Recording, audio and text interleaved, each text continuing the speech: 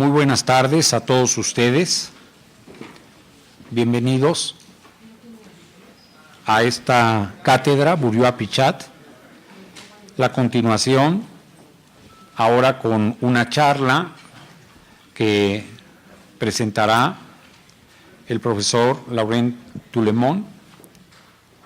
El nombre de esta plática: el nuevo censo francés y los problemas derivados de las situaciones de residencia múltiple, con el fin de que haya el suficiente tiempo para que el profesor Toulemont pueda presentar y cualquier duda aclarar o comentario. Vamos de manera directa a ceder la palabra al doctor Toulemont. Bienvenido. Bonsoir, donc je vous prie de m'excuser une fois de plus, je vais parler en français. Voy a pedir disculpas porque voy a hablar en francés.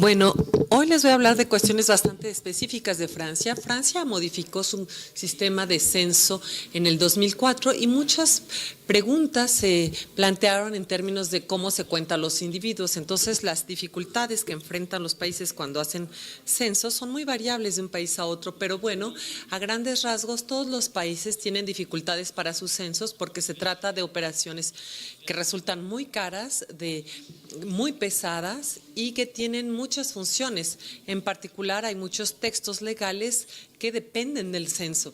Así que a menudo se trata de una cuestión política importante. Así que veremos en la discusión de qué manera los problemas que enfrentamos en Francia fueron…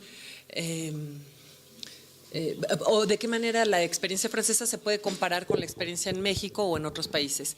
Entonces, bueno, les voy a hablar un poco de la manera en que se hace el censo en Francia desde 2004 y después voy a evocar también las situaciones de las personas que tienen más de una residencia habitual, es decir, que tienen más de un lugar donde pueden considerar que están en su casa. Por ejemplo, pueden tener una cama en una casa y una cama en otra, pueden tener varias llaves. Hay varios lugares en donde están en su casa, pueden llegar sin avisar, tienen la llave. Y vamos a ver cómo estas personas pueden ser incluidas en los censos y qué dificultades precisas plantean para los censos.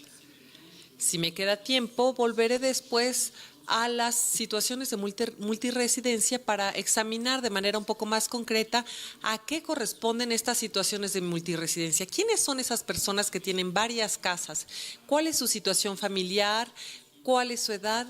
Y nos vamos a preguntar también si esas situaciones son situaciones que duran o si son simplemente situaciones temporales entre dos viviendas. Y si estos son periodos donde la gente tiene varias viviendas.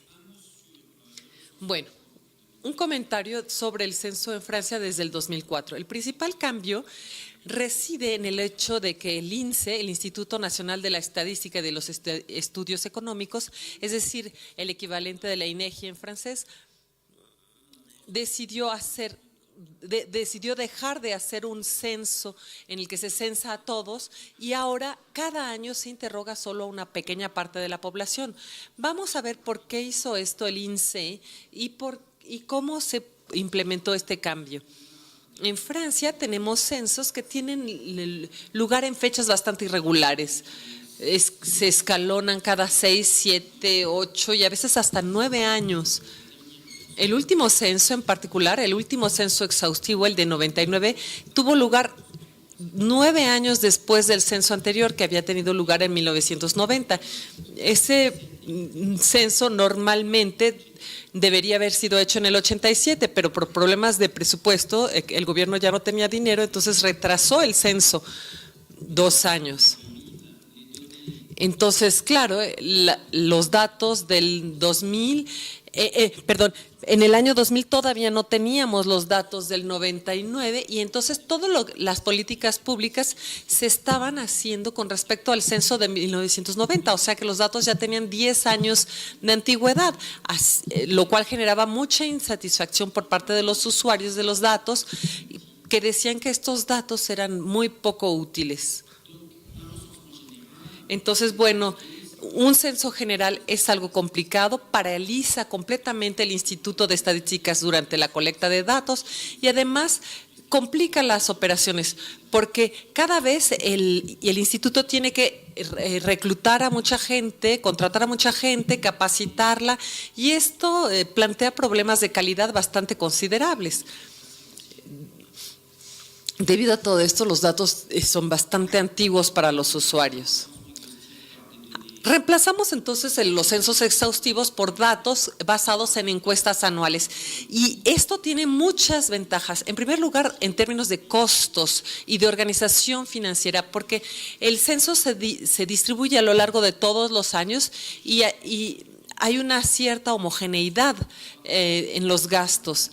Por otra parte, podemos tener personal mejor capacitado, que ya está especializado y los procedimientos además se pueden ir mejorando año tras año. El instituto puede aprender de las experiencias anteriores y un año tras otro se puede ir mejorando la calidad de la operación. Bueno, el instituto procedió de la manera siguiente. Decidió, en primer lugar, ya no hacer un censo exhaustivo, es decir, que renunció a contar el conjunto total de la población. Ese, por supuesto, fue un cambio enorme y la idea era que con un sondeo se podían tener datos suficientemente precisos para que no fuera necesario censar a todo mundo de manera exhaustiva. Esto se puede también decir de otra manera. En los censos exhaustivos es tan difícil censar a todos que de todas maneras se cometen errores.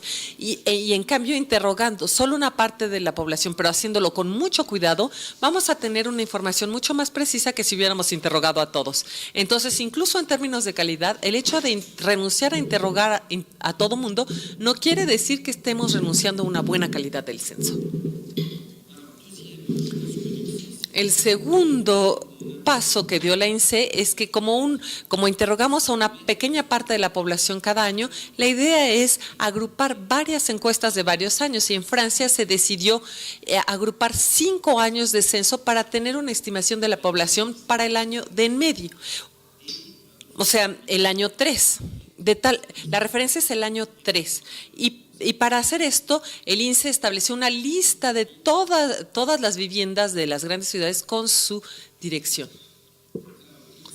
Entonces, bueno, el instituto procedió de manera distinta en los pequeños y grandes municipios o communes, que en Francia es la división administrativa más pequeña, hay 36,000 comunas en Francia, y en las más chiquitas de menos de 10,000 habitantes, pensamos que ahí sí se necesitaba un censo exhaustivo, porque si hay una pequeña comuna de 2,000 habitantes, ahí no se puede hacer nada más un sondeo, ahí hay que interrogar a todos.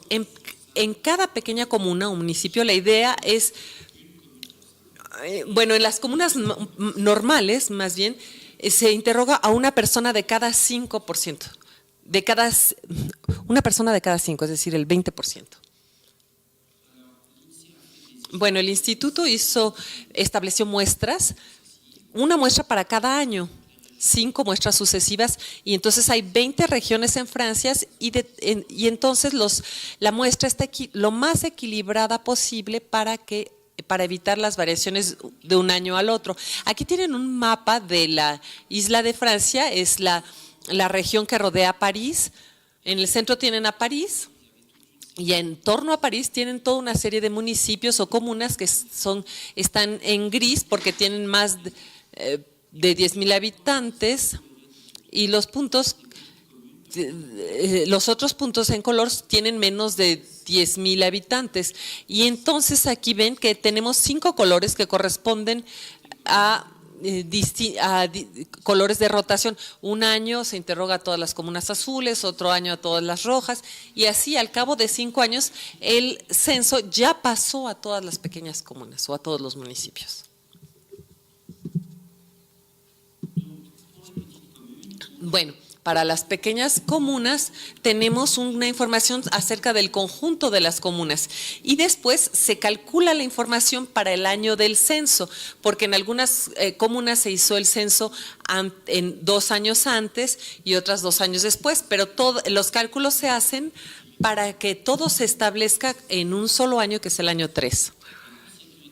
Vean, los que fueron censados después, se hacen los cálculos para, digamos, rejuvenecer a la población 2 años. En las grandes comunas, la idea es que no es necesario tener un censo exhaustivo. Entonces, vamos a hacer solamente una muestra de la comuna, a trabajar solamente con una muestra. Ahora, para mejorar la precisión, el instituto definió grandes direcciones. Por ejemplo, cuando hay una torre o un edificio muy alto con 200 departamentos, pues bien, si hay que cuidar esto, porque si esta torre está incluida en el censo o no, esto va a crear grandes variaciones. Así que los grandes edificios son estudiados de manera exhaustiva para que no haya variaciones aleatorias. Y para las demás viviendas trabajamos con una muestra de 8% cada año, de tal manera que al cabo de 5 años, 5 por 8, 40, el censo se hizo en 40% de las viviendas. Entonces, al cabo de 5 años, el censo pasó ya por todas las pequeñas comunas y pasó por el 40% de las viviendas de las grandes comunas. En total, esto nos da más o menos un 70% de la población que fue interrogada y que va a servir para hacer las estimaciones del censo. Aquí tienen un ejemplo, una vez más, de cómo se hace la rotación. De la misma manera en que las comunas se van rotando, y de la misma manera no se hace el censo una vez en una calle, otra vez en otra calle, no. Cada año se toman distintas viviendas distribuidas en toda la ciudad, de tal manera que las 5 muestras se parezcan lo más posible.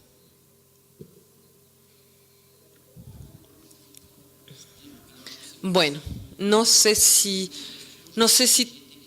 he sido claro con respecto al nuevo método de censo. No sé si este es el momento de las preguntas, pero bueno. Entonces, ahorita dejamos este tema del censo y voy a pasar a otro tema. Al ratito vamos a ver cuál era el vínculo entre el primer tema y el segundo.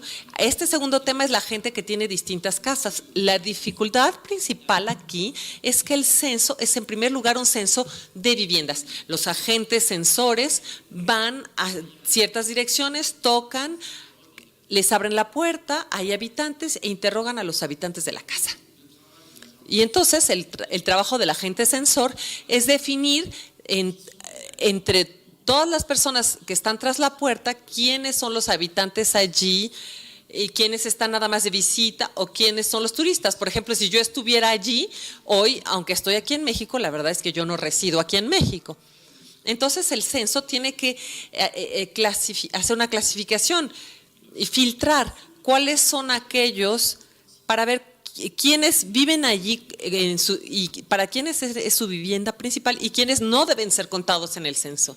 Esto plantea dificultades. Hay riesgos, por una parte riesgos de omisión, porque se nos pueden olvidar personas, y por otra parte hay riesgos de contar a alguien 2 veces o varias veces.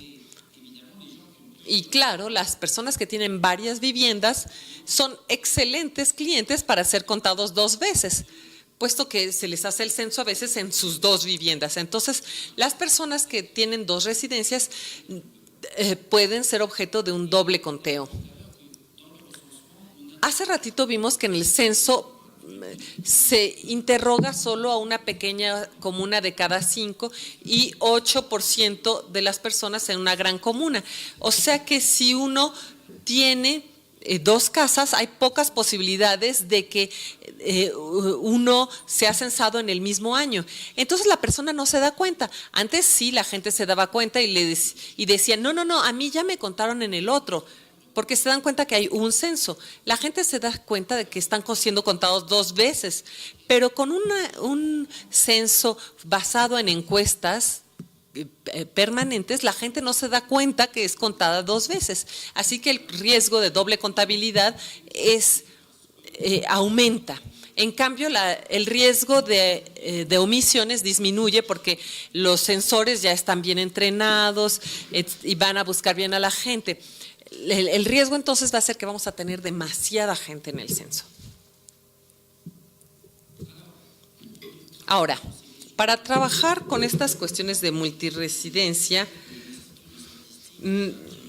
me aproveché de que el Instituto de Estadísticas analiza no solamente el censo, sino todo tipo de encuestas en la población general. El instituto cambió el inicio de las encuestas. Es decir, ahora todas las encuestas comienzan de la misma manera. Cuando una vivienda es seleccionada para que participe en una encuesta, se empieza por hacer la lista de los habitantes de esa vivienda. Y hemos cambiado la manera de hacer esta lista en varios sentidos. En primer lugar, se introdujeron nociones que son más bien utilizadas en la economía, como la de grupo doméstico, con la idea de que el grupo doméstico no es forzosamente aquellos que viven en el mismo lugar, sino más bien aquellos que comparten el presupuesto, comparten los gastos y los ingresos. De tal manera que en una sola vivienda puede haber varios grupos domésticos. Si tienen distintos grupos de personas que tienen presupuestos separados, vamos a tener dos grupos domésticos en una sola vivienda. Y otra novedad es que hemos previsto preguntas, vamos a ver esto, para saber exactamente si los habitantes de la vivienda viven también en otro lado. Y vamos a ver que hay tres maneras de abordar esta cuestión de multiresidencia. En primer lugar, las cuestiones de conteo. ¿Cómo se le hace cuando uno quiere contar de manera eficaz a la gente? Eso es muy importante. Y por otra parte, ¿cuáles son las situaciones concretas de multiresidencia? Además, vamos a ver que si queremos tomar en serio las situaciones de multiresidencia, incluirlas en los análisis que hacemos e incluirlas en los análisis, estamos en una situación muy difícil, porque incluso las categorías más simples, las más usuales, desaparecen y ya no sabemos muy bien de qué estamos hablando. Y esto en cuanto aceptamos la idea de que la gente puede vivir en distintas casas. Ahora, en las nuevas encuestas del INSE, hacemos una primera pregunta. En primer lugar, vamos a hacer la lista de la gente que vive habitualmente aquí. Entonces, vean, aquí introducimos esta noción de vivir habitualmente aquí. Esto introduce la idea de que eventualmente pueden también vivir de vez en cuando en otro lado. Y al final de la lista de los habitantes, el encuestador hace otra pregunta y dice, ¿hay otra persona que vive habitualmente aquí y aunque no esté aquí todo el tiempo y aunque también viva a veces en otro lado? ¿Se dan cuenta? O sea que vamos a incluir en la lista a todos, incluso a los que viven en otro lado de vez en cuando. Todos se van a incluir en la lista. Y luego hay preguntas que van a permitirnos conocer de manera muy precisa los vínculos familiares entre todas las personas que viven ahí. Eso no lo voy a abordar mucho hoy. Y sobre todo tenemos informaciones para cada persona acerca de las otras viviendas en las que a veces reside. La pregunta es, ¿la persona reside también en otro lado de vez en cuando? Y para aquellos que residen en otro lado, hay preguntas para definir esa otra vivienda. Se trata de un grupo doméstico ordinario, una casa o un departamento, o bien si es un lugar colectivo como una ciudad universitaria o una casa de trabajadores. ¿Y qué otras personas viven allí? ¿Cuáles son las relaciones familiares entre las personas que viven allí? ¿Cuánto tiempo pasa la persona en una vivienda y en otra? Hay toda una serie de preguntas que van a permitir definir precisamente la situación de la persona, no nada más en la vivienda en donde se hace la encuesta, sino en las dos viviendas en donde reside la persona. La verdad es que hay muy poquitas personas que viven en tres lugares distintos, o sea, prácticamente no hay. Bueno, estas preguntas son prácticamente las mismas en todas las encuestas del INSE, no exactamente, pero son lo suficientemente semejantes como para que cuando ponemos a todas las encuestas juntas tengamos datos bastante considerables. Poniendo todas las encuestas del instituto juntas, podemos definir mucho mejor cuál es la situación de la gente que tiene varias residencias. Bueno, La primera manera de abordar la multiresidencia es contar correctamente a los individuos. Algo que hay que entender bien es que un individuo que tiene 2 viviendas tiene 2 veces más de posibilidades de aparecer 2 veces en la muestra. Si, por ejemplo, tienen tantas mujeres como hombres en la población, pero si todos los hombres tienen 2 viviendas y todas las mujeres una sola vivienda, cuando uno hace la encuesta, uno va a parecer que hay 2 veces más hombres que mujeres en la muestra, porque van a interrogar una vivienda de cada 2, una mujer de cada 10, pero van a interrogar a 2 hombres de cada 10. Pero en términos de conteo, la gente que tiene 2 viviendas tiene 2 veces más posibilidades de aparecer en la muestra. Y un método muy común en la estadística, el método que se llama de división de los puntos, esa técnica consiste en lo siguiente: si tiene 2 veces más de posibilidades de aparecer en el sondeo, entonces vamos a dividir sus datos entre 2. No sé si esto lo conocen ustedes, pero digamos, si interrogamos una mujer de cada 2 y un hombre de cada 4, entonces hay demasiadas mujeres y entonces le vamos a dar más peso a los hombres porque tenían una posibilidad más baja de aparecer en la muestra, y le vamos a dar un peso menos fuerte a las mujeres porque tenían 2 posibilidades más de aparecer en la muestra. Aquí lo mismo, las personas que tienen 2 residencias les vamos a dividir su peso en 2. En la práctica es un poco complicado porque hay que estar seguro de que la otra vivienda realmente iba a ser contado. No siempre es sencillo, pero a final de cuentas nos los arreglamos. La segunda pregunta es definir precisamente las situaciones. Aquí vamos a ver un poco más en detalle qué quiere decir esto, tomando el ejemplo de las parejas y el ejemplo de la situación familiar de los niños. Y también vamos a tomar el ejemplo de las personas que viven solas. Hace rato dije que tomar en cuenta las multiresidencias nos podía llevar a modificar todas las categorías habituales.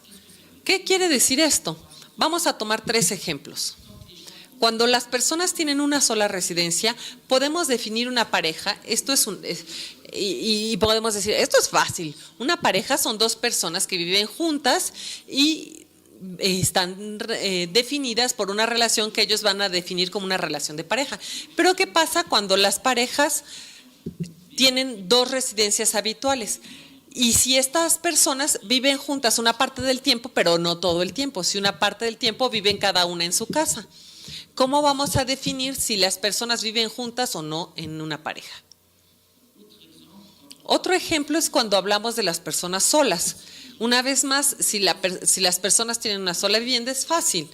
Las personas que viven solas están en su vivienda, no hay nadie más y están solas ahí. Pero a veces las personas pueden estar en varias casas y resulta que hay alguien que a veces está solo en su casa y a veces hay alguien que viene a vivir con él.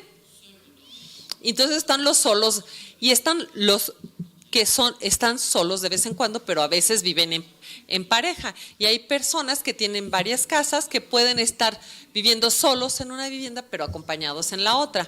Entonces, ¿cómo vamos a definir a las personas solas? Esto se vuelve más complicado. Y cuando nos interesamos en la vivienda, nos enfrentamos al mismo problema. ¿Qué es un grupo doméstico de una sola persona? Si tenemos viviendas que a veces están vacías porque esa persona sola se fue y de vez en cuando viene una persona, pero a veces esa persona está acompañada y vienen 2 personas o 3 personas. Entonces, ¿ese grupo doméstico es de una persona, de 2 personas o de 3 personas? Entonces, la definición de grupo doméstico es más o menos fácil, pero se vuelve muy complicada si tomamos en cuenta las multiresidencias. Bueno, entonces vamos a ver concretamente cómo se da esto y vamos a ver si es necesario en realidad y si vale la pena tomar en cuenta las multiresidencias o no. En primer lugar, en términos de frecuencia, en esta gráfica el eje horizontal de las abscisas puse la edad de las personas. Y el eje vertical, el de las ordenadas, es la proporción de gente que tiene 2 residencias. Y tienen muchas curvas aquí, porque aquí puse juntas todas las encuestas del INSEE desde el 2004 que utilizaron este nuevo sistema de de encuesta. Entonces, según las muestras de cada encuesta, ustedes ven a la izquierda de la gráfica todas las pequeñas líneas horizontales que representan el conjunto de la población. Y ven que estamos entre 5 y 7% de la gente que tiene 2 residencias. El promedio es de 5 o 6%. Entonces, según esta encuesta, tenemos más o menos una persona de cada 20 que nos dice, sí, a veces vivo en otro lado. Entonces, cuando vemos según la edad, ustedes se darán cuenta que esto cambia mucho con la edad. Por ejemplo, los niños muy pequeñitos, pues solo tienen una casa, pero de pronto hay un pico, como a los 20 años, ahí casi una persona de cada 5 tiene 2 residencias. Luego baja muchísimo, como a la edad de los 30 años, ahí hay muy poca gente que tiene 2 residencias, y más o menos alrededor de los 55, 60, 65 años, la proporción de la gente que tiene varias residencias aumenta de nuevo. Entonces, pueden ver que aquí tenemos una curva con 2 jorobas, 2 grupos de personas que tienen multiresidencias. Los jóvenes adultos, por una parte, y los adultos ya maduros de más de 55 años.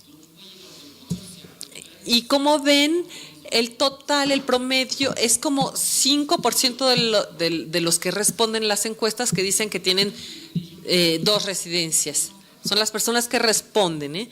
Entonces, ustedes pueden ver que estas personas que tienen 2 residencias tienen 2 posibilidades más de aparecer en el censo. Entonces, aquí tienen una gráfica con 3 curvas, los hombres, las mujeres y el conjunto.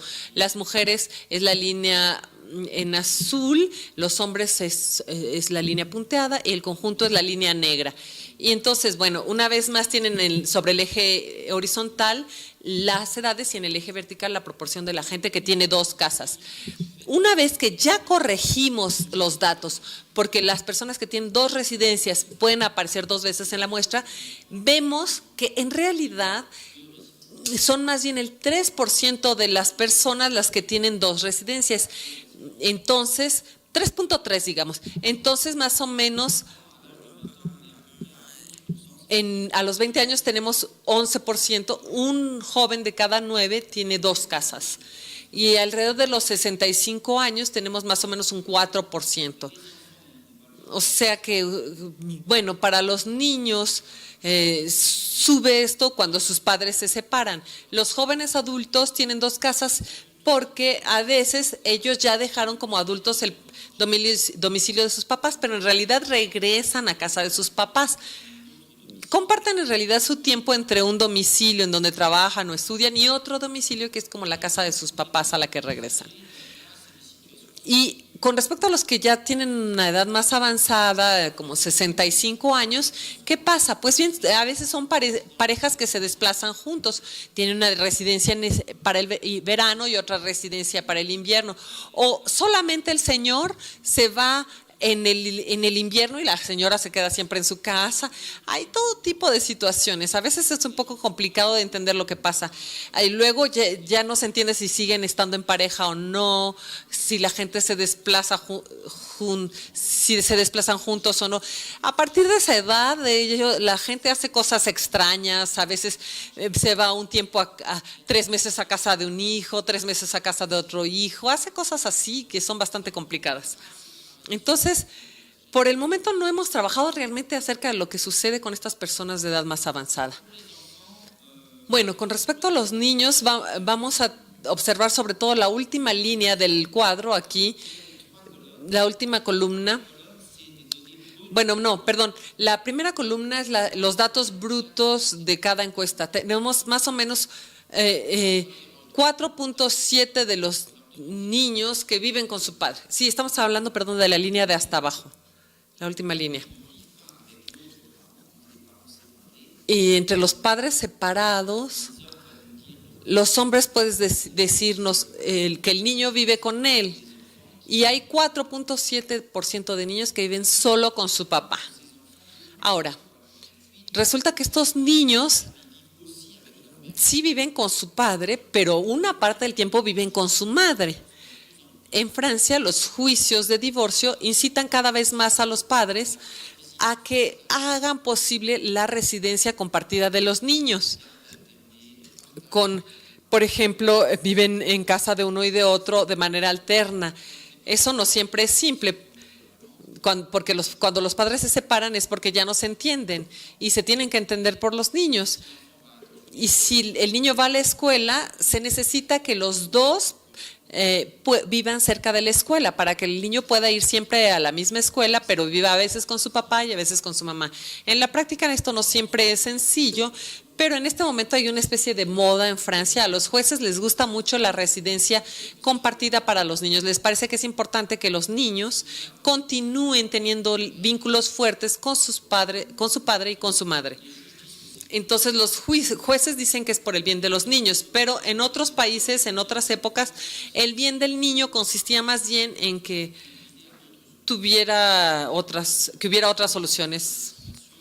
Pero bueno, volvamos a la estimación. Cuando corregimos y nos damos cuenta que que el dato verdadero es 3.5%. Y por otra parte, examiné el reparto de las encuestas por el empleo. Ahí no se interesa mucho el encuestador por los niños. Entonces, cuando un hombre dice, sí, yo vivo con mi hijo, pero si este hijo vive también en otro lado, en realidad el encuestador dice, pues en realidad no vive siempre con usted, entonces mejor lo ponemos con su mamá. Entonces, según la encuesta sobre el empleo, ahí dicen que nada más 2.6% de los niños viven con su padre. Entonces, vean, entre 2.6 y 4.7 hay una gran diferencia, no es la misma proporción. Entonces, justamente cuando uno toma en cuenta las multiresidencias, se pueden decir cosas más precisas. Lo que podemos decir es que en Francia, entre los niños de menos de 18 años, es decir, los niños que todavía no son mayores, hay ¿combien, perdón? Hay 81.1% que viven con sus dos padres y no tienen otra vivienda. Los 16, luego viven 13.6 niños que viven en una familia monoparental, o sea, solo con su mamá o solo con su papá. La situación más frecuente es que viven solo con su mamá. Eso equivale a 9.5% de los niños. Y hay una parte de los niños que viven en lo que se llama una familia recompuesta, como decimos en Francia. Es decir, una familia reconstituida, digamos. Viven con la mamá y el nuevo novio de su mamá o el nuevo marido de su mamá. Es decir, el niño vive con su madre y el nuevo cónyuge de su madre. Ahí tenemos un 4.1% de los niños y luego tenemos los niños que viven en dos casas. Tienen una casa con su mamá y otra casa con su papá. Esto corresponde a 2.2% de los niños. Es decir, que entre los niños que viven con sus padres, más de la mitad no viven nada más con su papá, sino que viven con su papá, pero también viven con su mamá. En términos de políticas sociales es muy importante darse cuenta de esto, porque cuando uno se interesa a los grupos de los niños que viven con su padre, hay que darse cuenta que en este grupo hay una buena mitad de estos niños que en realidad viven también de manera alternada con su mamá. Menos de la mitad de estos niños que viven con su padre viven solamente con su madre, viven solo con su padre, perdón. Esto nos permite tener una idea más concreta, porque cuando uno dice que hay que darle un peso de solo la mitad, esto quiere decir que cuando un niño vive la mitad del tiempo en casa de su mamá y la mitad del tiempo en casa de su papá, entonces lo vamos a cortar en dos, lo vamos a dividir en dos. Uno dice, este señor tiene medio hijo y la señora tiene la otra mitad, pero bueno, claro. Estos niños tienen dificultades particulares y específicas porque es difícil vivir la mitad aquí, la mitad allá, tener dos camas, la mitad de sus juguetes aquí, la otra mitad allá. Hay dificultades particulares y no basta con cortar estos niños en dos diciendo que es simple porque van a aparecer dos veces, entonces los cortamos en dos. No, creo que realmente esta es una nueva categoría, los niños que comparten su tiempo entre dos viviendas. Otro ejemplo es la situación de las parejas. Veamos ahora qué pasa con las parejas. Antes las cosas eran muy sencillas, la gente estaba casada, una pareja era un par de personas que vivían casadas, pero ahora muchas personas viven en pareja sin estar casadas. Y cada vez más el Instituto de Estadística se interesa en conocer la situación conyugal de las personas, no solamente la situación matrimonial legal, sino la situación real, con quién viven estas personas.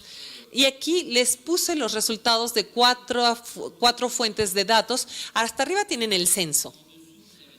Luego la segunda línea es la encuesta sobre las condiciones de vida, la tercera es la encuesta sobre las familias y la cuarta es una encuesta sobre los comportamientos sexuales. Esta encuesta tiene lugar por teléfono, mientras que las otras... Esta última, es hecha por teléfono, mientras que las otras son hechas frente a frente. Entonces, abajo tenemos la edad, en negro tenemos las parejas que viven siempre juntas en una sola vivienda, en gris oscuro, bueno, vamos a hacer un zoom sobre esta parte central, vamos a ver esto más en detalle. Aquí tenemos las 4 fuentes, una vez más. Entonces, en gris oscuro, en la segunda encuesta, tenemos aquí personas que son parcialmente cohabitantes, es decir, que a veces viven juntos y a veces viven separados. En gris claro, tienen aquí parejas que no viven juntas. Entonces, aquí son personas que en el censo aparecen como gente que vive en 2 lugares separados. Pero curiosamente, en las encuestas ellos dicen que viven en pareja, pero cada quien en su casa. Y luego tenemos en gris otra zona, los living apart together, como se dice en inglés. Son personas que no son realmente una pareja, pero en realidad tienen una relación amorosa estable y exclusiva. No sé si este término existe aquí en México. Digamos que tienen un asuntito juntos desde hace mucho tiempo. Son medio novios, digamos. Digamos que ya no están en el mercado. Ya están con alguien y a lo mejor tendrían ganas de vivir. Veo que esta situación es algo que les provoca sentimientos. Bueno,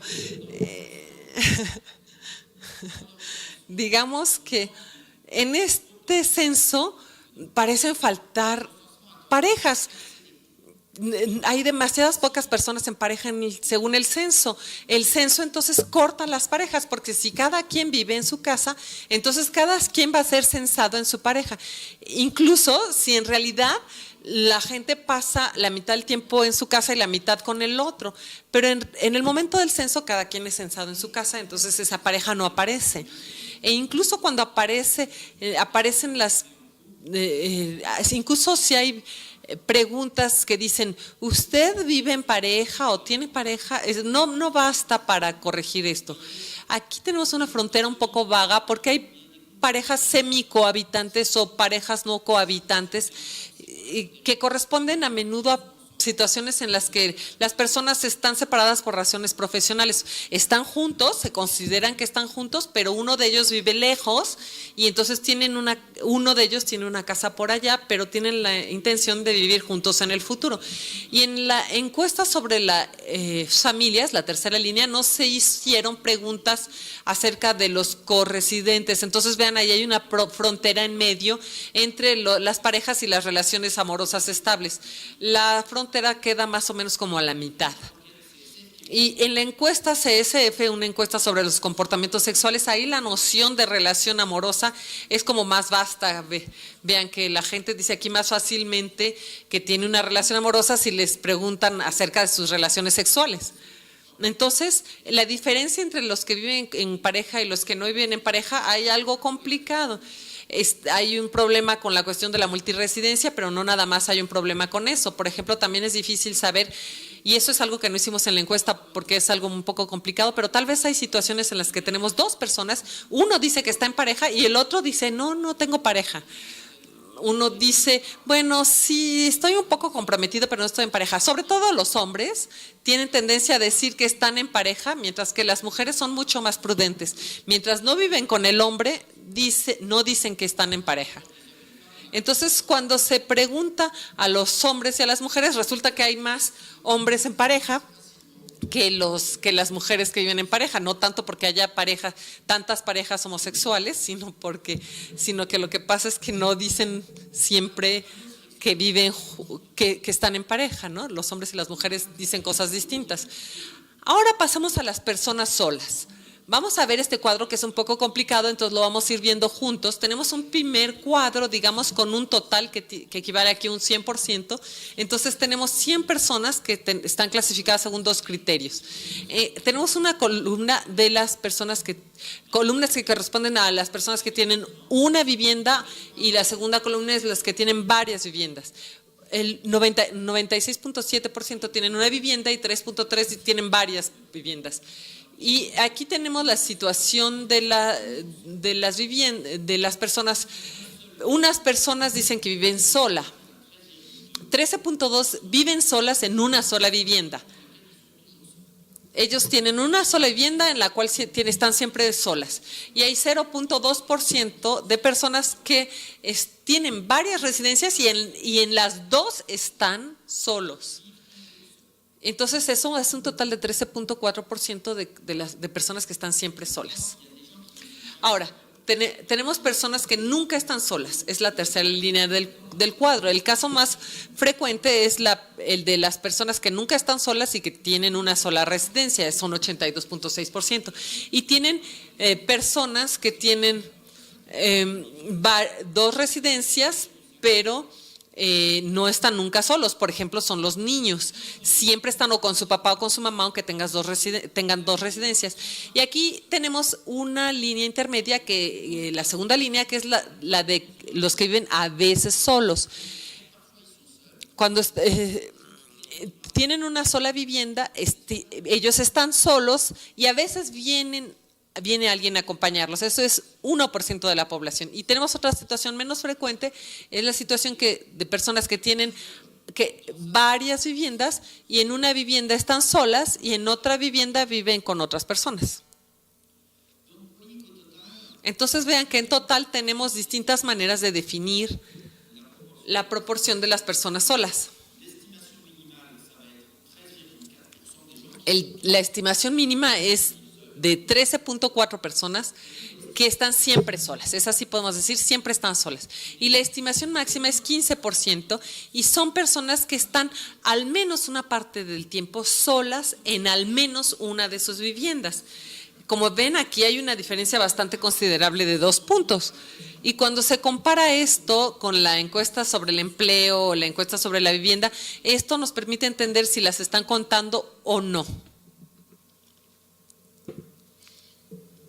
Bueno, ¿qué aprendizajes podemos extraer de esto para los censos?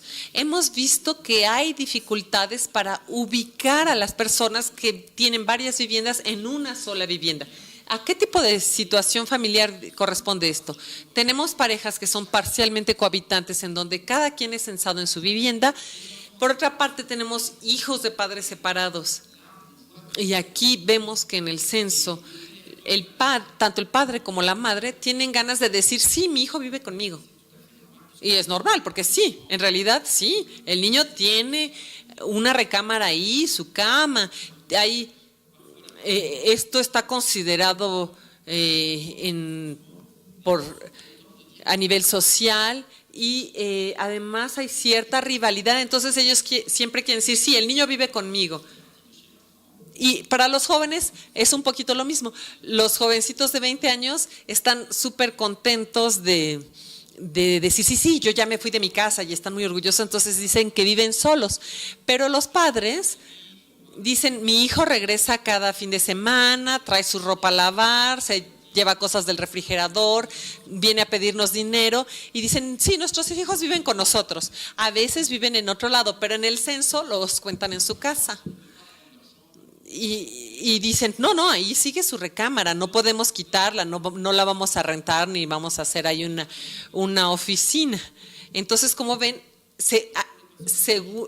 de una manera subjetiva cambian las personas los censos.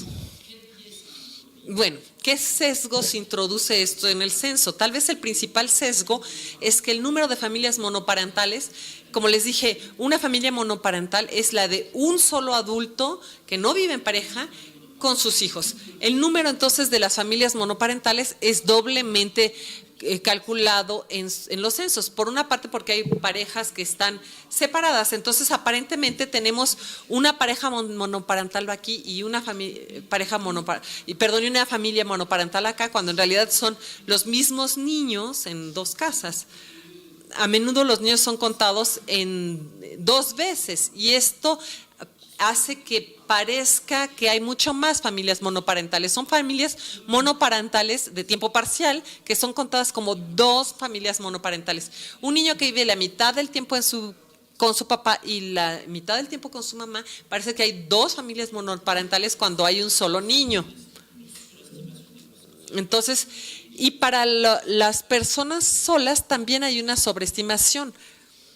Se les va a censar como solos en el censo que tienen, por ejemplo, en la ciudad donde hacen sus estudios, pero se les cuenta también con sus papás. Pero como les decía, con los jóvenes adultos es un poco complicado, sobre todo los hombres no siempre responden. Entonces eso es un poco complicado. Lo que tratamos de hacer ahora es tomar más en cuenta de manera más precisa la multiresidencia.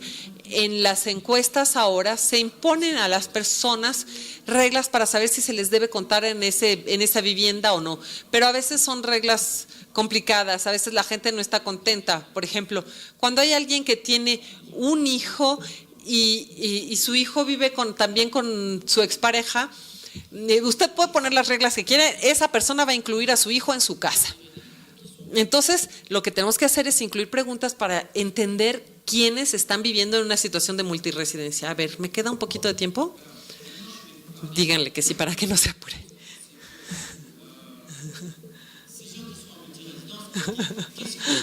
Bueno, estas personas que viven en multiresidencia, ¿quiénes son? ¿Quiénes son? Bueno, desgraciadamente aquí me voy a tener que poner un poco técnico. Bueno, vamos a tener 2 cosas. Vamos a ver en primer lugar si nos equivocamos en el momento en que tratamos de ponderarlos. Esa es la primera cuestión. Y la segunda cuestión es tratar de ver si todo mundo vive todo el tiempo en multiresidencia o si solo algunas personas viven todo el tiempo en multiresidencia. A lo mejor son periodos cortos de multiresidencia o a veces periodos largos. Esas son las 2 preguntas. 1, ¿los estamos contando bien? Y 2, ¿cuánto tiempo duran estos episodios de multiresidencia? Entonces, para aquellos que conocen los modelos markovianos, bueno, no sé si hay muchos aquí, no creo.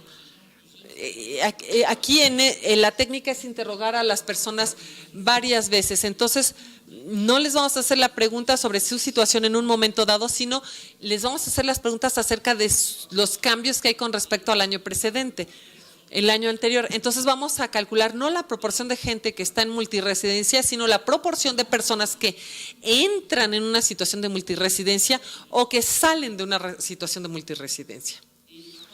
Y a partir de estas proporciones, la fuerza de este método, el beneficio de este método es que si tenemos sesgos, porque las personas que tienen 2 residencias pueden aparecer 2 veces, en cambio con esta pregunta no hay sesgo, siempre hay un dato correcto. Aquí tenemos estimaciones entonces que son estimaciones precisas de la probabilidad de entrar en una situación en la que se tienen 2 viviendas o bien de salir de esta situación.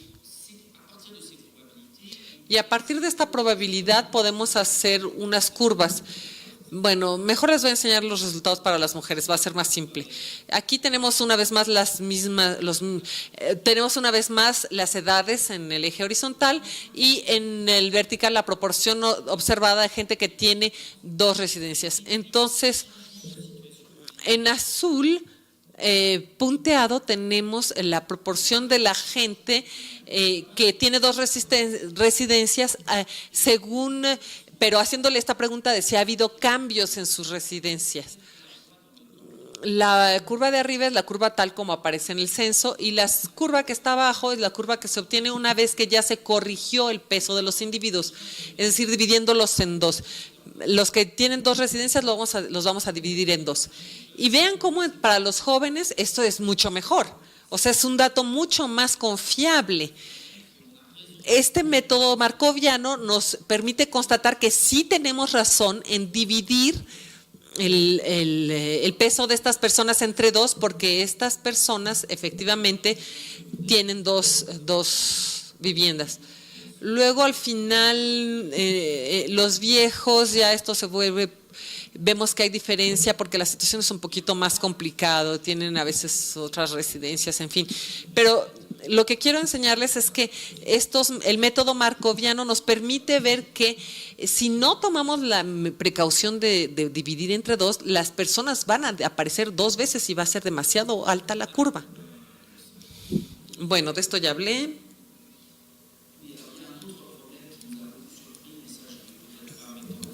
Hay otro problema que también nos sorprendió un poco y se los voy a mencionar rápidamente. Las personas que tienen varias residencias son personas que se mueven mucho, entonces corren el riesgo de desaparecer. En la encuesta uno tiene dificultades para darle seguimiento, o si tienen 2 residencias, desaparecen de un lado y se quedan en una sola residencia. Entonces, nuestra hipótesis es que la proporción de las personas que tienen 2 residencias iba a ir desapareciendo,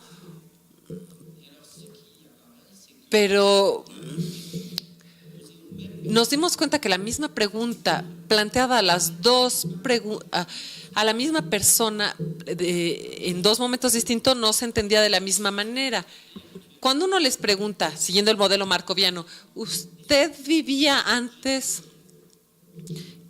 Perdón, ¿vous pouvez répéter? ¿Le pueden pedir que repita esto? Repete cette idée. Sí, entonces en la primera interrogación, en la primera encuesta, cuando uno le pregunta a la gente, ¿vive usted habitualmente en otro lado? La gente entiende la pregunta como hoy. Ahorita que estamos haciendo la encuesta, ¿tengo varias residencias? Mientras que cuando se les hace la pregunta un año después, a la misma persona se le hace la misma pregunta. ¿Vive usted habitualmente únicamente en esta residencia o también en otro lado? Probablemente la gente entiende la pregunta como desde el año anterior, desde la última vez que usted me interrogó, me resulta que en cierto momento me sucedió que viviera en 2 residencias y probablemente por eso hay más personas la segunda vez que dicen sí, pues sí tengo multiresidencia, más que la primera vez. Y además hay personas que, bueno, digamos, no vamos a decir mentir porque no es una palabra muy gentil, pero dicen lo que se les pega la gana y no lo que es. Por ejemplo, los hombres van a decir muy fácilmente, sí, tengo pareja.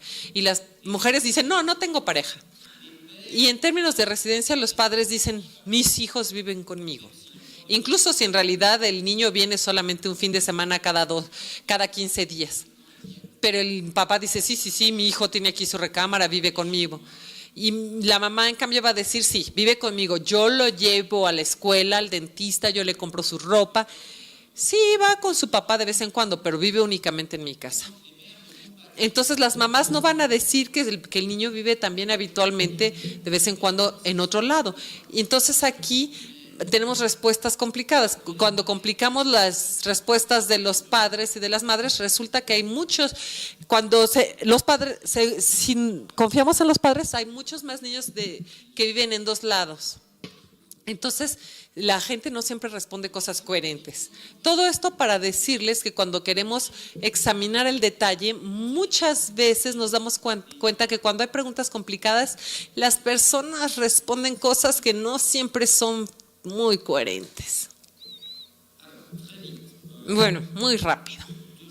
2 cosas. Lo primero, todos los años, cada año, hay prácticamente entre 1 y 2% de personas que ingresan a una situación de multiresidencia, que empiezan a tener una multiresidencia. Entonces, si fuéramos todos iguales, 2/3 de las personas habrían vivido en multiresidencia antes de los 30 años, y poco a poco aumentaría esto hasta que todo mundo habría terminado por vivir en multiresidencia. No sé si hay geógrafos aquí, pero los modelos migrantes sedentarios equivalen a decir, todo mundo no es igual.